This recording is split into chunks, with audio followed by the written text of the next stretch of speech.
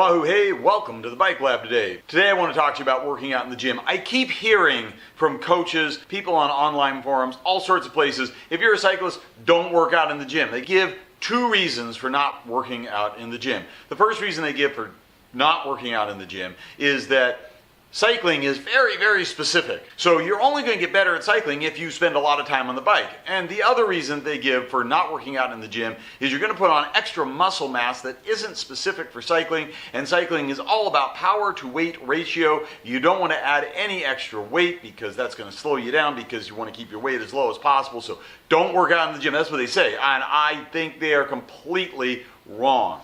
So here's why. Okay, first, cycling is too specific a sport, so working out on the bike is the only way you're going to get better. Poppycock, this is not true. Well, okay, it's sort of true because there are techniques in cycling that you're only going to be able to get on the bike, yes, and if you want to be a better cyclist, riding more is a good way to get there. So there's truth, but like in so many things, that truth does not lead to the conclusion that so many coaches are telling you. So, for instance, if you want to be a really good out of the saddle climber, you have to have really good hip agility, meaning your shoulders and your hips need to be kind of detached from each other but working in concert with each other. And you're not going to learn that skill on the bike. If you want to handle your bike really, really well, you want to get around corners well, you want to be a good descender, those kinds of things, you have to have good core strength and you have to have good hip agility and you have to be able to do good lateral movement. Cycling focuses us in one direction. All the muscles are used to going in one direction, one kind of a movement. But really for cornering, for descending, things that you're not doing constantly on the bike unless maybe you're in cyclocross or you're a mountain bike racer, but certainly for recreational road riders, you're not getting these skills by sitting on the bike. And you could ride 10,000 miles a year and you're not going to get those skills. But you can get those skills in the gym. There are hundreds of really good exercises you can do, or if you want to take a yoga class, you can learn a lot of lateral movement things by just doing yoga. There's things that you can do in the gym. You're not going to get those on the bike. And if you do those things in the gym, you will be better on the bike, faster on the bike, more comfortable on the bike. That's one. Two, don't work out in the gym because it's going to make you heavier, building muscles that you don't need. Okay, there's so many places where this is wrong. Yes, if you go and you want to be Mr. Universe and completely build a job, that's not going to help. There is a grain of truth in this, and it leads to this completely nuts advice. The grain of truth is that if you are heavier, your power to weight ratio could be worse, assuming that your power stays the same. Guys who are all muscle and they're 100 pounds heavier than a guy who isn't all muscle, that's not going to help your cycling. But that's not what anybody who's advising you to get in the gym to get better at cycling is telling you to do. You're not trying to bulk, but you will gain some muscle weight. This is true, but remember, this is a power to weight ratio. So if you work out in the gym and you increase your weight by a few pounds, but you also increase your ability to handle your bike, climb on your bike, all the different things you're able to, you also are increasing your power. The ratio improves. And so this is just a fiction. Yes, if you start really practicing just doing bicep curls and get huge biceps, this is not probably going to help you. But that's not what you need to focus on in the gym. Focus on the things you need to focus on. So we got to ask some questions. First, are you a pro cyclist trying to win a mountaintop finish in a pro race?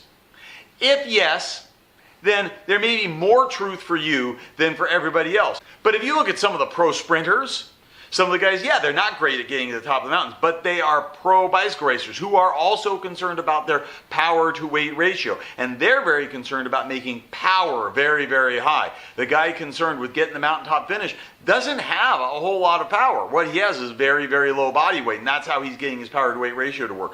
So, even if you're a pro cyclist, this is not good advice, unless maybe in the off chance that you are a pro cyclist who has the opportunity to win mountaintop finishes and that's your discipline. Maybe in that case that helps you, if the other things also are not issues. Next question. Is lack of core strength reducing your power. For almost everybody, that's true, even for the pro cyclists, because the pro cyclists who have taken this advice and are not getting into the gym and not making themselves stronger have lousy core strength. And if they have lousy core strength, they have reduced their power. So they're trying to keep their weight way down, but they're also reducing their power. Again, it's a power to weight ratio. Bring that power up. So if your weight goes up a little bit because you got really good core and really good agility and really good at handling the bike, your power comes up more than that. You've improved your power to weight ratio. You're still going to be better at winning the mountaintop finish. So even if you're the pro cyclist who's trying to win the mountaintop finish, if you have lousy core strength, you need to get in the gym and make your core strength stronger, because your power is going to come up when you do that. When you go on rides, do you have back pain? Do you get cramping? Do you get pain in your inner thigh adductor muscles?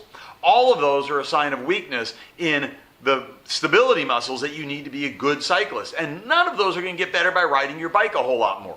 All of those can get better by working out in the gym. So by saying I'm just going to ride more to get better, you could still continue to have back pain and all sorts of other issues that go along with that. And so that leads us to the last point that the guys who say stay out of the gym don't even talk about. Cycling is a repetitive sport that puts us in one position all the time. Yes, you get out of the saddle and you sit in the saddle and you might push back on the saddle and push forward in the saddle, but you're going in one direction. And if that's all you do, you have very poor lateral strength. You have very poor core strength, very poor lower back strength, not great shoulder strength.